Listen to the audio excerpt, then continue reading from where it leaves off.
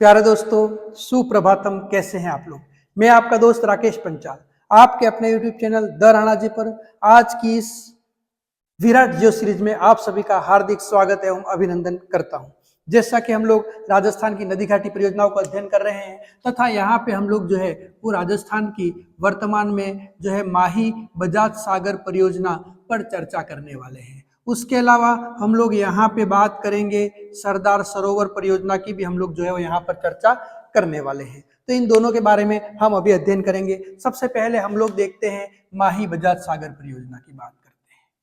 तो माही बजाज सागर परियोजना की जब अपन लोग बात करते हैं तो जैसा कि नाम से स्पष्ट है, ये एक ऐसी परियोजना है जो माही नदी पर बांध का निर्माण किया गया, तो इसलिए उसको माही बजाज सागर परियोजना कहते हैं। और ये जमनालाल बजाज के नाम पे है, इसलिए इसको बजाज सागर परियोजना के नाम से जानते हैं।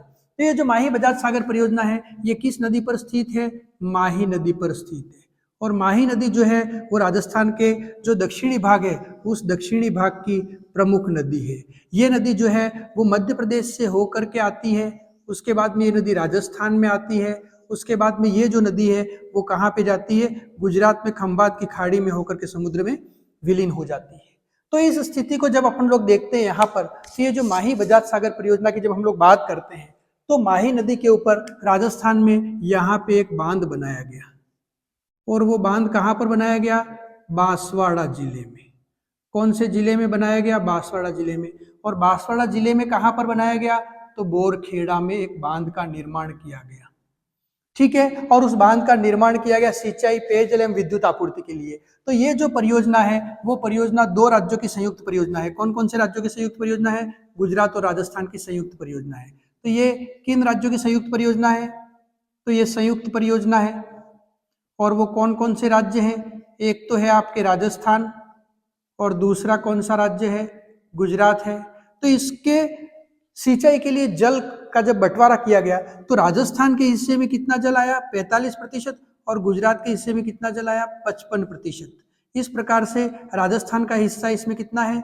45% और गुजरात का हिस्सा कितना है? 55% है। लेकिन जब आप लोग देखोगे तो इसके ऊपर जो विद्युत उत्पादन होता है उस विद्युत का 100% जो है वो विद्युत का उपयोग कौन सा राज्य करता है? तो वो राज्य करता है आपके राजस्थान। यानी 100% इसके विद्युत का जो उपयोग है वो राजस्थान करता है। और यहाँ पर 140 मेगावाट विद्युत का उत्पादन किया जाता है। कितने मेगावाट विद्युत का उत्पादन किया जाता है? 140 मेगावाट विद्युत का उत्पादन किया जाता है। इससे दो नहरें निकाली गई हैं। एक तो है बाई मुख्य नहर और एक है दाई मुख्य नहर। कितनी नहरें निकाली गई हैं? दो नहरें निकाली गई हैं, बाई मुख्य नहर और दाई मुख्य नहर। बाई मुख्य नहर तो बांसवाड़ा जिले के अंदर आनंदपुरी भूखिया तक जाती है, इसलिए इसको अपन लोग कहते हैं आनंदपुरी भूखिया नहर। क्या कहते हैं इसको? आनंदपुरी भूखिया नहर। तथा दाई मुख्य नहर है वो डूंगरपुर जिले में सागवाड़ा तक जाती है और इसको क्या कहते हैं? भीखाबाई सागवाड़ा नहर। इसको क्या कहते हैं? भीखाबाई सागवाड़ा नहर। इस प्रकार से ये माही बजाज सागर परियोजना जो है दो राज्यों की आवश्यकताओं को पूरा करती है, गुजरात और राजस्थान की आवश्यकताओं को पूरा करती है। तथा इसके ऊपर विद्युत उत्पादन का 100% उपयोग जो है राजस्थान करता है, जबकि जल आपूर्ति एवं सिंचाई के लिए 45% जल का उपयोग राजस्थान एवं 55% जल का उपयोग कौन करता है? गुजरात करता है। इससे थोड़ा आगे बांसवाड़ा के ही शहर के निकट यहाँ पर एक छोटा सा बांध बनाया गया है जिसको अपन लोग कहते हैं कागदी पिक अप बांध। अब ये पिकअप बांध का मतलब क्या होता है? तो माही बांध का जो अतिरिक्त जल होता है उसका उपयोग करके और फिर एक और बांध बनाया गया जिसको अपन लोग क्या कहते हैं? कागदी पिकअप बांध कहते हैं। उसके बाद में ये नदी जो है वो जब गुजरात के अंदर पंचमहल जिले में प्रवेश करती है तो यहाँ पर इस नदी के ऊपर एक और बांध बनाया गया है। तो गुजरात में जब ये नदी कहाँ प्रवेश करती है? पंचमहल जिले में। तो पंचमहल जिले के अंदर जो है वो इसके ऊपर एक और बांध बनाया गया है और वो बांध कौन सा है? कडाना बांध है। कौन सा बांध है? कडाना बांध है। और उस कडाना बांध में 100% जो है जल का उपयोग कौन करता है? गुजरात करता है ना। तो इस प्रकार से कडाना बांध विशुद्ध रूप से किसका है? तो गुजरात का एक बांध है। इस प्रकार से ये हो गया आप लोगों के माही बजाज सागर परियोजना। और ये परियोजना राष्ट्र को कब समर्पित की गई थी? तो 1983 में ये परियोजना राष्ट्र को समर्पित की गई थी। अब हम लोग यहाँ पर अगली जो परियोजना है जिसकी बात कर रहे हैं वो है सरदार सरोवर परियोजना। कौन सी परियोजना की बात कर रहे हैं हम लोग? सरदार सरोवर परियोजना।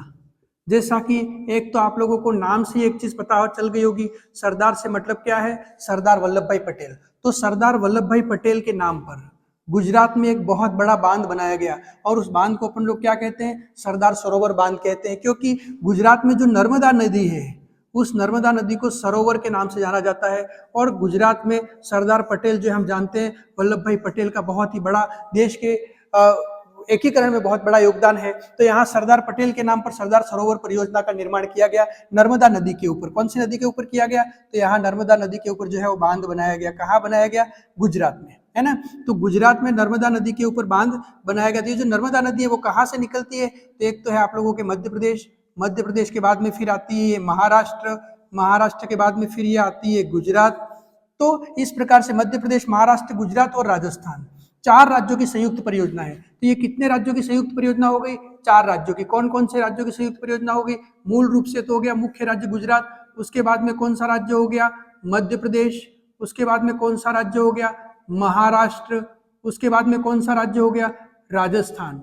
इस प्रकार से इन 4 राज्यों की संयुक्त परियोजना है सरदार सरोवर परियोजना। और किस नदी पर बांध बनाया गया, नर्मदा नदी पर। और उसका मुख्य उद्देश्य क्या था, गुजरात के जो ये दूर दराज के क्षेत्र हैं, ऐसे क्षेत्रों तक जल सिंचाई के लिए एवं पेयजल के लिए जलापूर्ति करना एवं जल की आवश्यकताओं को पूरा करने के लिए इस बांध का निर्माण किया गया, जिसको हम लोग सरदार सरोवर परियोजना कहते हैं। और इसी सरदार सरोवर परियोजना जो है उसी का जो है वो एक नहर यहाँ से निकाली गई और फिर वो राजस्थान में प्रवेश करती है जालोर से होकर के, और उसको हम लोग कहते हैं नर्मदा नहर। क्या कहते हैं, नर्मदा नहर। तो ये जो नर्मदा नहर है उसका हम लोग अभी यहाँ पर अध्ययन करेंगे राजस्थान के परिप्रेक्ष्य में।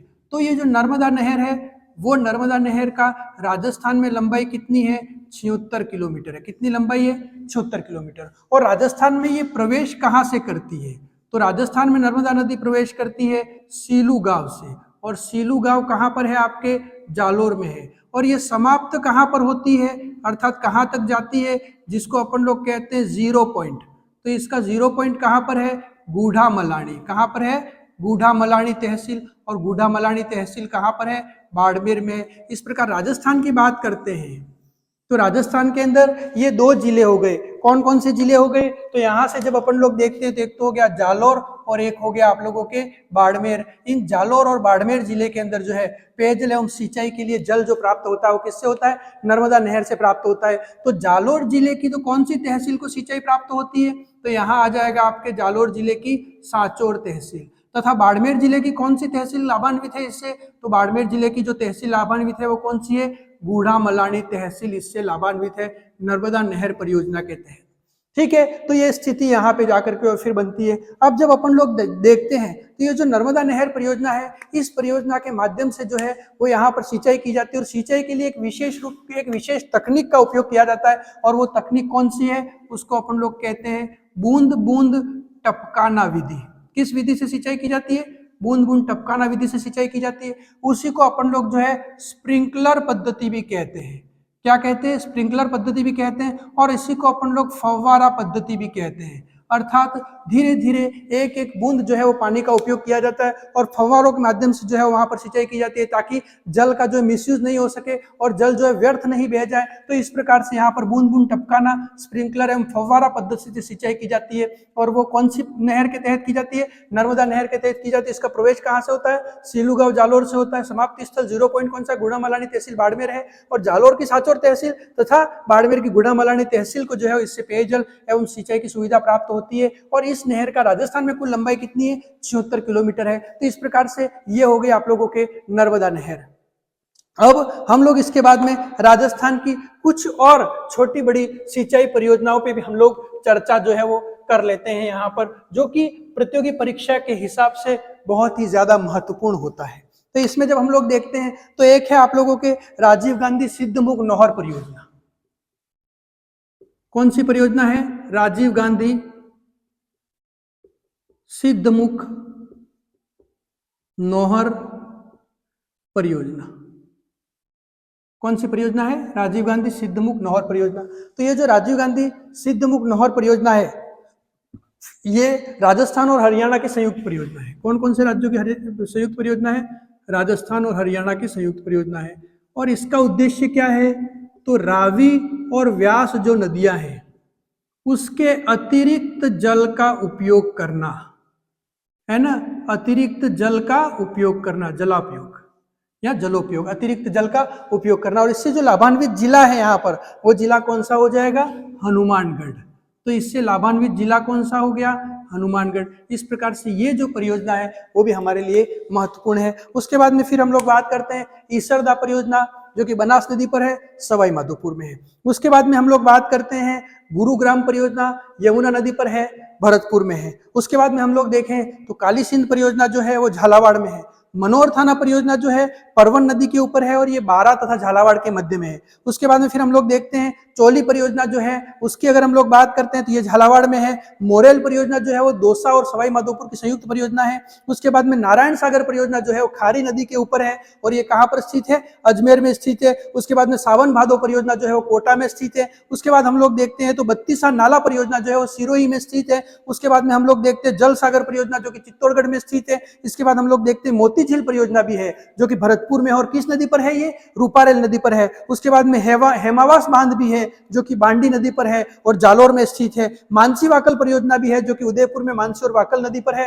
तथा राजस्थान की सबसे लंबी जल सुरंग परियोजना कोई है तो वो मानसी वाकल परियोजना है। उसके बाद में अगर हम लोग देखें तो यहाँ पे जो है वो बंद बारेटा परियोजना भी है जो कि कुकुन नदी पर है और ये भरतपुर के अंदर स्थित है। उसके बाद में हम लोग देखें तो नंदसबंद परियोजना है जो कि बनास में है और राजसमंद में, बनास नदी पर राजसमंद में स्थित है। उसके बाद में अड़वान बांध है जो कि मानसी नदी पर और भीलवाड़ा में है। अड़वान बांध जो है वो मानसी नदी पर भीलवाड़ा में है। उसके बाद में गरदड़ा परियोजना बूंदी में है जो कि मांगली नदी पर है। कौन सी परियोजना है, गरदड़ा परियोजना। उसके बाद हरिश्चंद्र सागर परियोजना है जो कि काली सिंध नदी पर है, कोटा में स्थित है। और उसके बाद में भीम सागर परियोजना है, परवन नदी पर झालावाड़ में स्थित है। ये कुछ और भी अन्य छोटी मोटी सिंचाई परियोजना है जिन पर कई बार जो है प्रतियोगी परीक्षाओं में प्रश्न बनते हैं। उसके बाद में हम लोग पढ़ेंगे गंग नहर तथा इंदिरा गांधी नहर परियोजना। धन्यवाद, शुभकामनाएं।